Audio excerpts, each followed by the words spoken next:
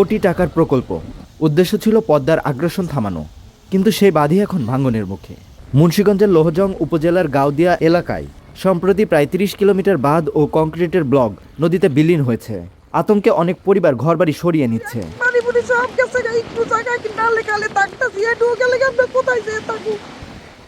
২০২১ সালে ৫২৭ কোটি ৫০ লাখ টাকা ব্যয়ে শুরু হয় ৯.১০ কিলোমিটার তীর সংরক্ষণ প্রকল্প। প্রকল্পের কাজ এখনো শেষ হয়নি। এলাকাবাসীদের দাবি, নিম্নমানের কাজ ও ঠিকাদারের গাফলতির কারণেই এত দ্রুত ভাঙন দেখা দিয়েছে। অনেক কষ্টের বিনিময়ে বেড়িবাঁধ শুনছি করে সরকার দিছে, কিন্তু আমগো বেড়িবাঁধ সুন্দর হইল না, অন ভাঙ্গা দিতেছে। যে ব্যাগ এইসব ফালাইছে, ফালানোর পর মনে করেন যে পাথর ফালায় বিছিয়ে দিয়ে গেছে। মাত্র ২ মাস হয়েছে কাজ, এই কাজের জায়গা ভেঙে দিতেছে। নতুন করে ফিরাবার আঙো জিও ব্যাগ আমরা ফালাই দিয়া যাক, নলে ব্লকের বাম দিয়া যাক, আঙো একটা দুইটা জায়গা একটা করে দিয়া যাক। যদিও পানি উন্নয়ন বোর্ড বলছে অনিয়মের অভিযোগ সঠিক নয়। ভাঙন ঠেকাতে ফেলা হয়েছে জিও ব্যাগ। দুর্নীতি হয়েছে বা অনিয়ম হয়েছে তো বলা যায় না, তবে আমি আপনাকে একটু সংক্ষেপে বলি।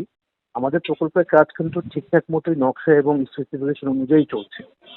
আর নদী যেহেতু মর্ফোলজিক্যাল চেঞ্জ সময় সময় হয় এবং হচ্ছে, এই জন্য আসলে নদীর ব্যাপারটা সবসময় আনপ্রেডিক্টেবল। আপনারা শুধু দেখেন, শুধু আমাদের এখানে মুন্সিগঞ্জ জেলাতেই না, অনেক জেলাতেই কিন্তু যখন ভারী বর্ষা নামে, বন্যা নামে, তখন নদীর কিন্তু বিভিন্ন জায়গা ভেঙে ভেঙে ভেঙে ভাঙার প্রবণতা বৃদ্ধি পায়। এবং অনেক জায়গাতেই অনেক সময় অনেক কাজের আপনার কাজ চলমান থাকা অবস্থাতেও এমন হয়েছে যে আপনার স্থায়ী কাজ সেটা হয়তো মানে ক্ষতিগ্রস্ত হয়েছে। আমরা এটা ক্ষতিগ্রস্তই বলবো, তো ক্ষতিগ্রস্ত হচ্ছে। আমাদের যে কাজটা যেটুকু জায়গায় ক্ষতিগ্রস্ত হয়েছে, আমরা কিন্তু তাৎক্ষণিকভাবে এখানে শুধু জিও ব্যাগ না, আমরা ব্লকও ফেলি। ব্লক থেকে জিও ব্যাগ দিয়ে আমরা এই ভাঙনটাকে এই সময় ঠেকিয়েছি। আমাদের পানিটা নেমে গেলে শুকনো মৌসুমে আমরা এই জায়গাটা আবার নতুন করে যেভাবে আগে করা ছিল এভাবে আবার সংস্কার করে দেব।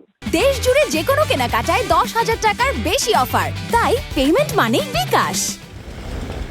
এদিকে মুন্সিগঞ্জ ২ আসনের সংসদ সদস্য আব্দুস সালাম আজাদও প্রকল্প বাস্তবায়নের অনিয়ম ও দুর্নীতির অভিযোগ তুলেছেন। ব্যাপক দুর্নীতি এখানে হয়েছে। আমি গতকালকে ইঞ্জিনিয়ারদের সাথে অনেকের সাথে কথা বলেছি যে ঠিকাদার যদি সঠিক মতো কাজ না করে থাকে, যতটুকু দেখা যায় কাজ হয়েছে বলে হয় নাই, সেখানে এই ব্যাপারে তাকে শোকজ করা হোক। তবে আবার এও জানলাম যে ঠিকাদার এখন আর তার নাই, নতুন করে আবার নতুন প্রকল্প হাতে নিয়েছে, সেখানে নতুন ঠিকাদার নিযুক্ত হয়েছে। আমরা পরবর্তী পর্যায়ে দেখব যে আগামী যারা কাজগুলো নেবে সেই কাজগুলো যেন সুন্দর মতো এবং সঠিক মতো করতে পারে, সে ব্যাপারে আমি ব্যক্তিগতভাবে আমি এলাকার সংসদ সদস্য হিসাবে সেটা তদারকি করব। যে প্রকল্প মানুষের ভাঙনের ভয় দূর করার কথা ছিল, সেই প্রকল্পই এখন প্রশ্নের মুখে। ৫২৭ কোটি টাকার এই বাঁধ কতটা টেকসই এখন, সেই উত্তরই খুঁজছেন নদীপাড়ের মানুষ।